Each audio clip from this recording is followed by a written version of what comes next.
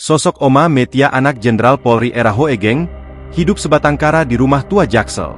Sosok Metia jadi sorotan tinggal sebatang kara di rumah tua terbengkalai di Jakarta Selatan.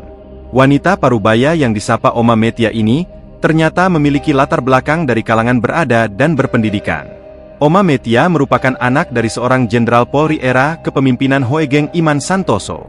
Hal itu diungkap oleh Yanto, tetangga sekitar rumahnya di kawasan Cipete Utara, Jakarta Selatan saat didatangi YouTuber Bang Brewu TV, Sabtu, 16 November 2024. Sepengetahuan Yanto, Oma Metia pernah bekerja di sebuah yayasan.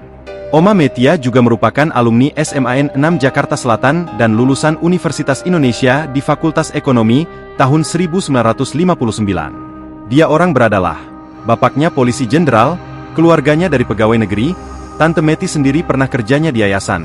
Jadi tahu sendiri duitnya, ungkap Yanto, dilansir dari YouTube Bang Brewu TV.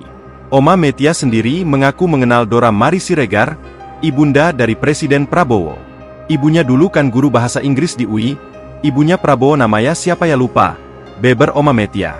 Dalam kesehariannya, lansia itu hanya berteman sepi dengan seekor kucing di sebuah rumah tua yang terbengkalai. Oma Metia telah menempati rumah itu lama sekali, puluhan tahun. Oma Metia ialah anak kedua dari 3 bersaudara. Namun, kehidupannya berubah hingga rumah tersebut tak terawat setelah adiknya meninggal dunia. Kini, ia mengandalkan kiriman bulanan dari sepupunya. Tetangga sekitar juga rutin memerhatikan dan memberikan bantuan kepada Oma. Kita juga sering tiap minggu kirim sayur, buah, sering juga istri saya beliin daster, katanya.